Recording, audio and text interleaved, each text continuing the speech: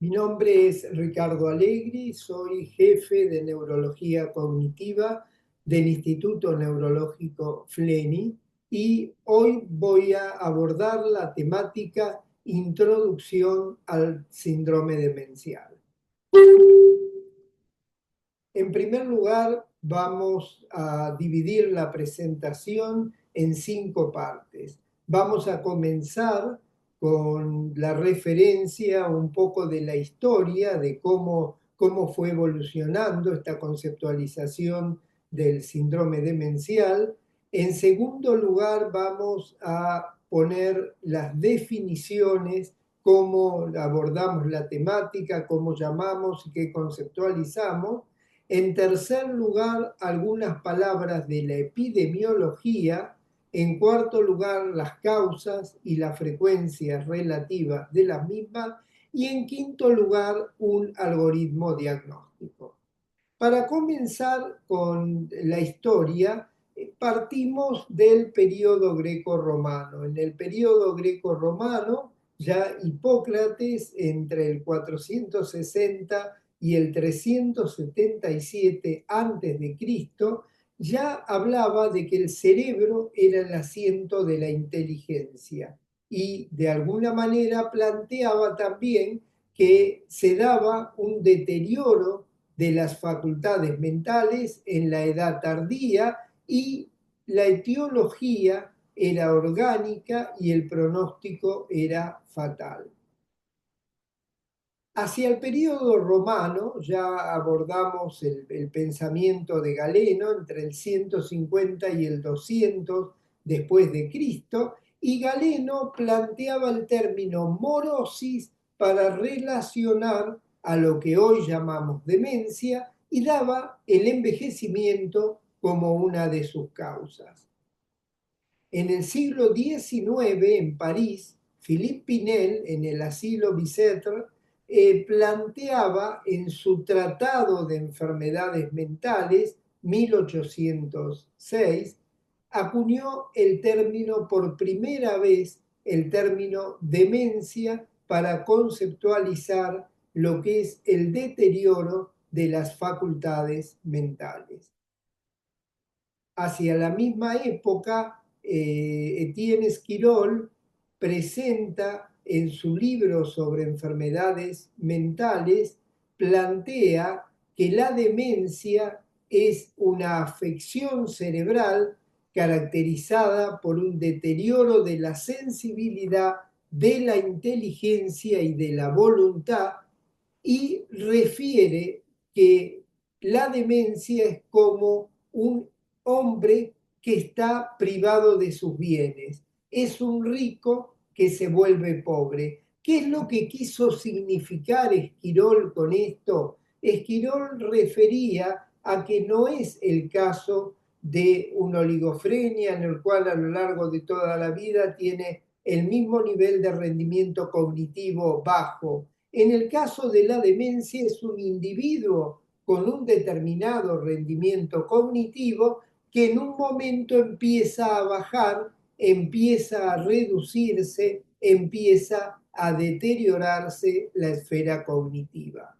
Esquirol planteaba para la época, año 1800, las causas de demencia y refería a lo que vemos en la diapositiva: traumatismos de cráneo, desórdenes menstruales, progresión de la edad, la fiebre atáxica, la manía, la parálisis, el abuso de mercurio, el abuso de vino, masturbación, miedo, pobreza o problemas domésticos. Vemos cómo el deterioro en ese momento se refería a múltiples causas, ya incluía lo que tenía que ver con la apoplejía, la sífilis y la progresión de la edad.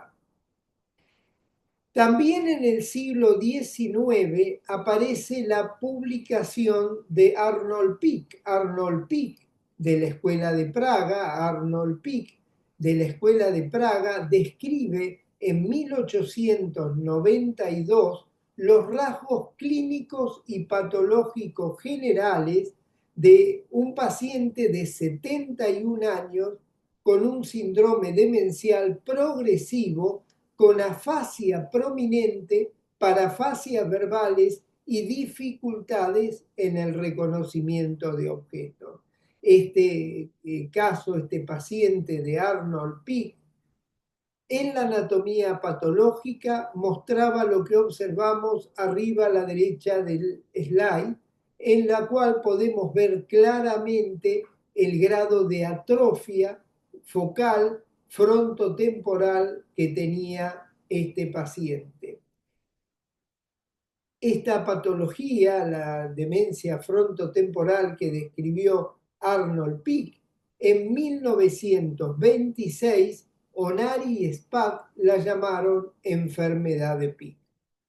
Hacia la misma época, un poco después, comienzo del 1900, Alois Alzheimer, de la Escuela de Múnich, Alois Alzheimer describe a su paciente Augusta Deter. Augusta Deter, arriba a la derecha vemos la imagen de ella. Augusta Deter, una paciente de 51 años que había comenzado con trastornos cognitivos, un delirio celotípico. Augusta Deter fallece, Alzheimer, neuropsiquiatra, pero también neuropatólogo, le hace la anatomía patológica a Augusta Deter y determina lo que vemos en la parte central de la diapositiva, una atrofia global de la corteza cerebral a predominio de los 2/3 posteriores. En la parte inferior, debajo de lo que corresponde a la parte de los cerebros, vemos la histología en la cual podemos observar en naranja lo que se llamó para la época las placas seniles, que corresponden a los depósitos de la proteína amiloidea característicos de la enfermedad de Alzheimer. Algo más a la derecha vemos lo que es la degeneración neurofibrilar, lo que forma los ovillos neurofibrilares, la fosforilación de la tau, determinando esta degeneración neurofibrilar dentro de las neuronas. Hacia la misma época, y por eso lo pongo en la parte derecha baja de la diapositiva, hacia la misma época que Alois Alzheimer describe a Augusta Deter, Oscar Fischer de la Escuela de Praga describe pacientes con similares características. Pero ya en esa época pasaba lo mismo que pasa hoy, la competencia entre grupos, entre la Escuela de Múnich y la Escuela de Praga, y el jefe, el director de la Escuela de Múnich, Emil Kraepelin, en 1910, en su tratado de psiquiatría, le pone por primera vez a la enfermedad el nombre de enfermedad de Alzheimer. Emil Kraepelin hablaba de una demencia senil, que era la llamada locura arteriosclerótica, la demencia vascular, una demencia presenil, que era la enfermedad de Alzheimer, y una demencia precoz, que correspondía a la oligofrenia. Prácticamente esta conceptualización de las demencias se mantuvo hasta 1900, hasta la década del 80 del 1900. Y así vemos que en el DSM, el Manual de Desórdenes Mentales digamos, de Estados Unidos, el DSM-1 habla de síndrome mental orgánico, algo que todavía vemos cuando vemos alguna historia clínica. En realidad, todos los síndromes mentales tienen que ver con el cerebro y el cerebro es orgánico. Pero recién en 1980, en el DSM-3, se incorpora la enfermedad de Alzheimer como causa esencial de demencia senil relacionada a la edad. Es importante porque en los años 80, en los 1980, 84, 86, se reconceptualiza esto que había dicho Kraepelin, demencia senil vascular, demencia presenil Alzheimer. Se toma en cuenta que la demencia, la enfermedad de Alzheimer, tiene la característica de ser edad dependiente, con lo cual en la medida que aumenta la edad, aumenta la frecuencia y ya no es solo lo que decía Alois Alzheimer en Augusta Deter, sino que en la medida que aumentaba la edad teníamos más enfermedad de Alzheimer y la enfermedad de Alzheimer dejó de ser el paradigma de la demencia presenil y ese concepto senil vascular y presenil degenerativo cayó en desuso y en los 80 salen los dos criterios diagnósticos, el de enfermedad de Alzheimer del NINSADRA y el de la demencia vascular del NINSAIREN, que tratan de despegar de este concepto de Kraepelin y ir hacia el concepto que tenemos en la actualidad. En 1994, el DSM-4 define la demencia como un deterioro en la memoria asociado a uno o más de los siguientes trastornos cognitivos: afasia, agnosia, apraxia y trastornos de la función ejecutiva. Pero para que un sujeto tenga demencia, debe tener el trastorno cognitivo, prioriza el deterioro de memoria y algún otro trastorno cognitivo, pero con impacto funcional, impacto en las actividades sociales, funcionales y ocupacionales del individuo. Trastorno cognitivo más impacto funcional. Eso es básicamente el concepto de demencia.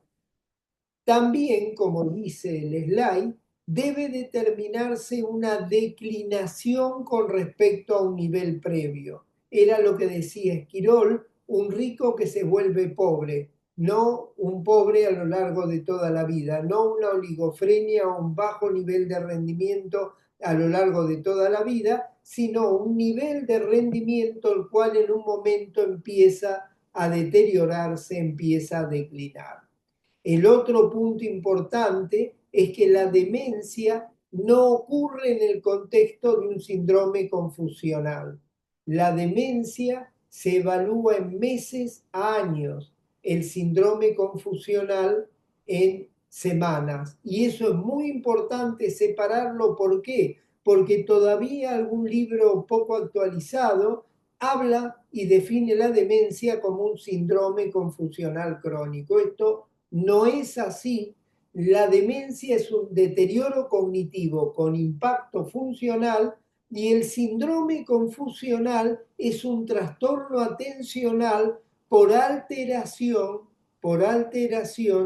de lo que tiene que ver con la parte del ciclo sueño-vigilia, lo que tiene que ver con la parte de la atención, la intensidad de la atención, el tono de la atención, que es el que nos va a estar dando y va a estar alterado en un síndrome confusional. Desde la vigilia, la confusión, el estupor y llegando al coma. Pero volviendo al caso de la demencia, no es un síndrome confusional, implica un deterioro con respecto a un nivel previo, tiene el trastorno cognitivo y determina el impacto en la vida del individuo. Pero todavía el DSM-4 tenía problemas con respecto a que focalizaba mucho en la memoria y uno podía tener una demencia frontotemporal durante mucho tiempo sin trastorno de memoria y uno no podía ponerle el nombre de demencia, si bien sabíamos que era un sujeto con un deterioro de sus funciones ejecutivas, trastornos conductuales, etc. Por eso, en esta diapositiva yo lo que pongo es demencia de tipo Alzheimer, porque la definición de demencia del DSM-4 estaba pensada hacia la enfermedad de Alzheimer. Vamos ahora a pasar a el segundo punto, que son las definiciones. Y para eso vamos a tomar que la demencia es un síndrome, no es una enfermedad. La demencia, el deterioro cognitivo, son como la fiebre, son un síndrome. Las enfermedades son el Alzheimer, la enfermedad cerebrovascular, los cuerpos de Levy, la frontotemporal, el Huntington o las mixtas. La demencia, el deterioro cognitivo, es un síndrome y las causas, las etiologías son las que acabamos de nombrar. La demencia, como dice la diapositiva, es un término tipo paraguas para la pérdida de memoria o para la pérdida cognitiva y otras habilidades del pensamiento tan severa como para interferir con la vida cotidiana del individuo. O sea, para que hablemos de demencia tiene que estar el trastorno cognitivo e interferir la vida cotidiana del individuo. Bien, en este caso vamos en esta diapositiva a mostrar qué es lo que sucede con la enfermedad de Alzheimer. A la izquierda tenemos el funcionamiento cognitivo de un individuo y abajo el desarrollo con la edad. Existe lo que llamamos un límite o un nivel cognitivo límite de la normalidad, que es menos 1,5 desvíos estándares de la curva de Gauss para las pruebas neuropsicológicas. O sea, por encima de 1,5 es la normalidad, por debajo de 1,5 es deterioro cognitivo. También sabemos que hay un nivel de deterioro cognitivo, el cual cuando es suficientemente intenso afecta la funcionalidad. Entonces, vamos a tener un límite cognitivo y un límite funcional. El envejecimiento normal sigue la curva verde que vemos arriba. Existe una declinación de las funciones cognitivas que son normales con la edad y que no lo llamamos deterioro, lo llamamos declinación cognitiva relacionada a la edad. En el caso de la enfermedad de Alzheimer, todos conocemos que la enfermedad de Alzheimer tiene varios estadios de demencia. Como se refirió, la enfermedad de Alzheimer puede tener un estadio leve, moderado o severo de demencia. En los años 90, Ronald Peterson describe el deterioro cognitivo leve. ¿Qué era el deterioro cognitivo leve?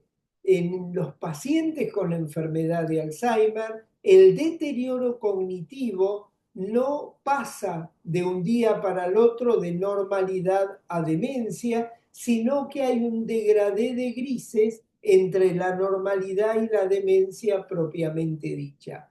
El llamado deterioro cognitivo leve era el constructo para un sujeto que tenía trastornos cognitivos, pero que era independiente y no tenía afectaciones funcionales. Si tiene afectación funcional y deterioro cognitivo, es demencia. Si no tiene afectación funcional, es deterioro cognitivo leve. Como todos sabemos, la enfermedad de Alzheimer empieza muchos años antes que le ponemos el diagnóstico clínico. Y es lo que ya Reisa Sperling habló de estadio presintomático de la enfermedad de Alzheimer. Y así, en el Alzheimer y en enfermedades degenerativas, vamos a tener estadio presintomático, deterioro cognitivo leve y demencia leve, moderada y severa. El deterioro cognitivo leve es un riesgo, es un estadio de riesgo para la demencia, pero como vamos a ver en la presentación que hable de deterioro cognitivo leve, puede corresponder a un Alzheimer o puede corresponder a otro de los tipos de demencia. Recordemos, demencia y deterioro cognitivo leve son el síndrome. Enfermedad de Alzheimer frontotemporal vascular son las etiologías. Bien, así definimos que existe una declinación cognitiva que la llamamos así cuando corresponde al envejecimiento normal. Un deterioro cognitivo que es cuando hay trastornos cognitivos pero no hay impacto funcional. Y una demencia que es cuando está el deterioro cognitivo suficientemente importante como para alterar la vida social, familiar y laboral del individuo. El otro concepto que es importante es que las demencias, hasta ahora hablamos del impacto cognitivo, el trastorno cognitivo y el impacto funcional, la tercera pata del síndrome son los trastornos conductuales. Los pacientes con demencia tienen trastornos cognitivos, funcionales y conductuales. Bien, el DSM-5 define lo que va a llamar como desorden neurocognitivo. Desorden neurocognitivo mayor es la demencia, desorden neurocognitivo menor es el deterioro cognitivo leve. Trata de evitar el término demencia por un problema de estigmatización de los pacientes y acepta que se siga utilizando en aquellos sitios en los cuales están acostumbrados al término de demencia. El DSM-5 habla de desorden neurocognitivo y ya no prioriza la memoria como central, la memoria más algún otro trastorno cognitivo, sino el DSM-5 habla que el desorden neurocognitivo es la evidencia de declinación o deterioro cognitivo significativo en uno o más dominios cognitivos. El déficit no es mayormente explicado por otro desorden mental y si no interfiere las actividades es menor y si sí interfiere las actividades es mayor. Bien, ¿cuál es la epidemiología de las demencias? En este slide lo que estamos viendo es el aumento de la expectativa de vida a nivel mundial. La expectativa de vida viene aumentando y la expectativa de vida son los años de vida a partir de un momento de nuestra vida. Y en general se habla de la expectativa de vida al nacer. La expectativa de vida al nacer ha aumentado significativamente desde 1840, proyectada para el 2040, 200 años, la expectativa de vida se duplica. 1840, como vemos en la tabla, la expectativa de vida está entre 45 y 50 años. 2040, la expectativa de vida se prevé que llegue a los 90 años. El ser humano, con múltiples cuidados, ha logrado duplicar o está logrando duplicar la expectativa de vida que teníamos en 1840. Acá tenemos la prevalencia de demencia en distintos puntos del mundo. Italia, Japón, Suecia, Estados Unidos, China. Fíjense que la expectativa de vida a partir de los 65 años, el aumento es exponencial. 2%, 2 de cada 100 sujetos a los 60 años, 40%, 4 de cada 10 sujetos a los 80-85 años. Estas enfermedades que determinen las demencias, marcadas sobre todo por el Alzheimer, que es edad dependiente, que aumenta exponencialmente con la edad, en un contexto en el cual la expectativa de vida viene aumentando, hace que la frecuencia de las demencias, la epidemiología de las demencias, se convierta en una epidemia en los años venideros.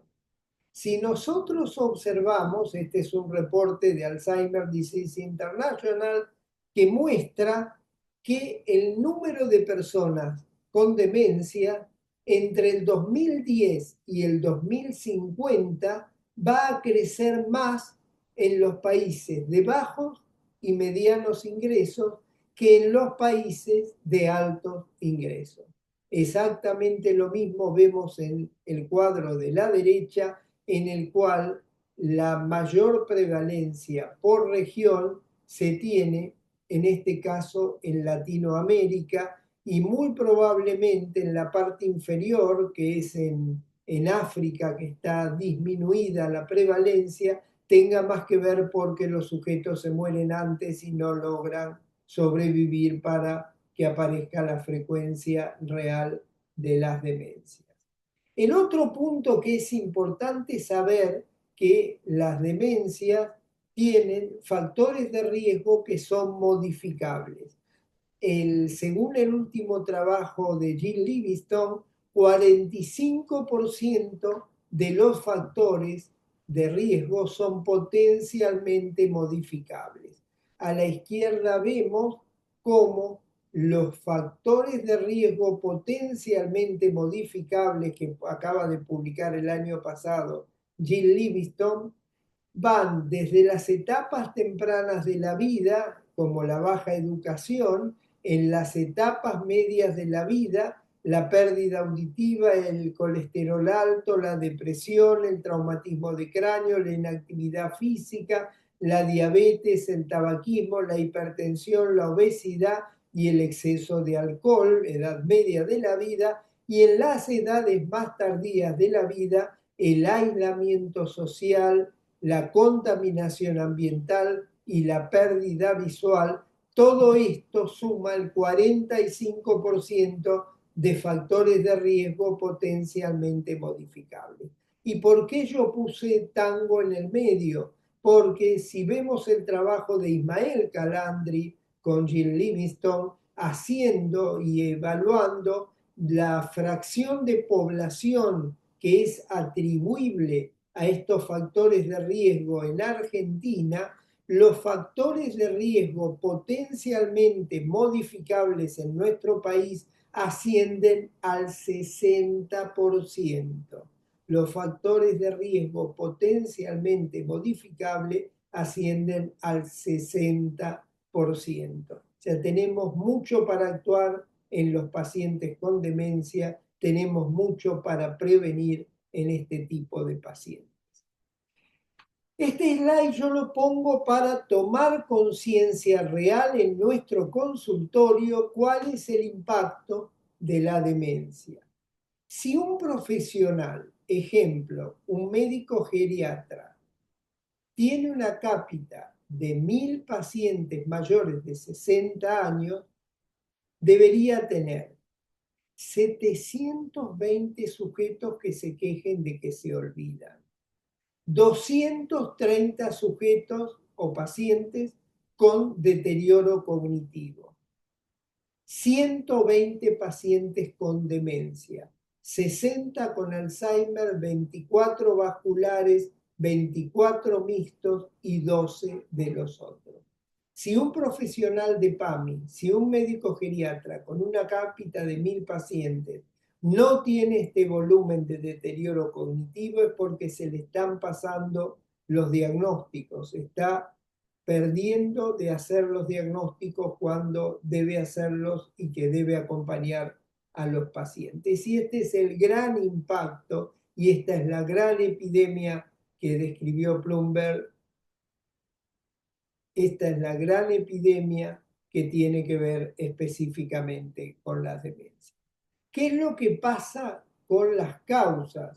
Dijimos que la demencia es un síndrome, es el síndrome demencial. ¿Y cuáles son las causas que pueden determinar demencia? Hay causas degenerativas como la enfermedad de Alzheimer, la demencia frontotemporal, la enfermedad por cuerpos de Lewis, la degeneración córtico-basal.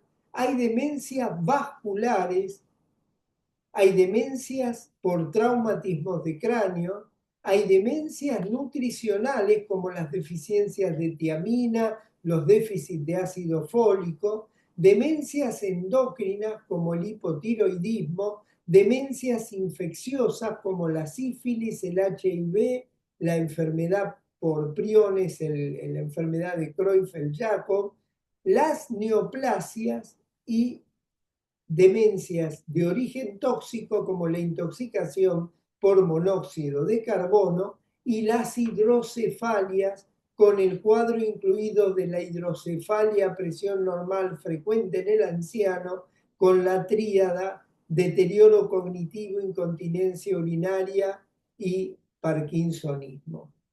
Bien, y todas estas causas, ¿cuál es la frecuencia dentro del síndrome en general? Y la frecuencia va a variar mucho dependiendo de los centros. El 50% son demencias de tipo Alzheimer, el 20% son demencias vasculares, el 20% son demencias degenerativas y vasculares y el 10% son otros tipos de demencia. Estas cifras varían, depende de los lugares, depende del nivel de complejidad del lugar, depende, pero básicamente cerca del 70% de las demencias tienen un origen degenerativo y cerca de un 40% de las demencias tienen un claro componente vascular. Recuerden, lo van a ver cuando vean la demencia vascular, pero la demencia vascular es la más prevenible, como decía Kaczynski, de las demencias. Bien, ya para terminar, veamos cómo es el algoritmo diagnóstico. Hace 2 años, con el grupo de Francisco Lopera, Nilton Custodio, Paulo Caramelli, Sonia Brucchi, Andreas Lacheski, Ricardo Nitrini, hicimos recomendaciones para el diagnóstico y tratamiento de la enfermedad de Alzheimer en América Latina. En realidad, cómo abordamos y cómo tratamos a estos pacientes. Dividimos la evaluación de evaluación en asistencia primaria, la queja cognitiva, si le trae problemas, si en asistencia primaria alguien se queja y le trae problemas o llama la atención a su entorno familiar o laboral. Si no lo hace, puede ser envejecimiento normal, pero si sí lo hace, hay que aplicar una escala de screening como puede ser un MoCA, un Mini-Mental, un Rudas, un Addenbrooke y alguna escala funcional. Y si nos planteamos que con esto identificamos o no una alteración cognitiva o funcional en el individuo. Si no se ve, no se identifica una alteración cognitiva o funcional, lo que está teniendo el sujeto es una declinación cognitiva subjetiva y el individuo tiene que seguirse a los 6 meses porque recuerden que la declinación cognitiva subjetiva, o sea, aquellos que se quejan y tienen la evaluación normal, la declinación cognitiva subjetiva es un factor de riesgo de deterioro cognitivo. Si sí aparece una alteración cognitiva, nos vamos a plantear si está preservada o no la funcionalidad, la independencia. Si la independencia y la funcionalidad están preservadas y hay una alteración cognitiva, es un probable deterioro cognitivo. Si no está preservada, es una probable demencia. y la sugerencia es referir al neurólogo, al geriatra o al psiquiatra y seguir las guías nacionales cuando estén disponibles. ¿Qué pasa con la evaluación en el especialista? Ante la sospecha de deterioro cognitivo, el especialista va a hacer primero una anamnesis y examen físico al paciente, una correcta anamnesis al familiar. Recordemos que el interrogatorio al familiar es clave para tener una información externa de qué es lo que está sucediendo con el sujeto. Una vez que se completa la anamnesis, el examen físico y la anamnesis del familiar, se va a programar un estudio de laboratorio que incluye una rutina, un perfil tiroideo, B12, fólico, BDRL y HIV, una evaluación cognitiva, si está disponible, sobre todo y ya más indicada todavía para formas leves o formas atípicas, una neuroimagen, una resonancia magnética si está disponible, o al menos una tomografía, y si están disponibles biomarcadores, sobre todo en sujetos más jóvenes, deterioro cognitivo leves o formas atípicas. En base a este abordaje, vamos a buscar el paso siguiente, que va a ser encontrar cuál es la etiología del síndrome demencial. No quiero terminar la presentación sin recordar que en nuestro país existe un certificado único de discapacidad, y este certificado de discapacidad va a estar basado en la ley 24.901, donde está el sistema de prestaciones básicas en habilitación y rehabilitación en favor de las personas con discapacidad, el decreto 762 del año 97, por el que se crea el Sistema Único de Prestaciones Básicas para Personas con Discapacidad, y el decreto 1193 del 98, que reglamenta la Ley de Prestaciones Básicas y crea la estructura jurídico-institucional necesaria para la implementación del sistema de prestaciones básicas para personas con discapacidad. El paciente con demencia tiene indicación de solicitar un certificado único de discapacidad que le permita que su prepago, su obra social o el sistema público cubran 100% de lo que tienen que ver con su discapacidad, 100% de lo que tiene que ver con el manejo médico de su demencia. Aprovecho ya como última diapositiva para recordar la Asociación de Lucha contra el Mal de Alzheimer de Argentina. ALMA trabaja, está formada por familiares de pacientes con Alzheimer y trabaja con reuniones mensuales en las cuales hace un asesoramiento para lo que tiene que ver con el manejo del entorno del paciente y el manejo del paciente propiamente dicho. ALMA forma parte de Alzheimer Disease International, que es la sociedad que nuclea a todas las sociedades de Alzheimer, y a la Sociedad Alzheimer Iberoamérica. Resumiendo un poco de historia, el síndrome demencial existe desde que existe la historia, si bien en los cambios y el gran desarrollo se ha dado en los últimos años. Recordar que el síndrome demencial, valga la redundancia, como dice el texto, síndrome, no enfermedad. Las enfermedades son las causas del síndrome demencial. La epidemiología muestra que es una de las próximas epidemias en el contexto del aumento de la expectativa de vida, en el contexto del envejecimiento, y que debe ser tomado por la salud pública como una prioridad, con el conocimiento que las formas más frecuentes son degenerativas en el 70%, 40% tiene componente vascular, 10% tiene otras. El médico general puede sospecharlo y los especialistas realizar el diagnóstico correspondiente. Muchas gracias.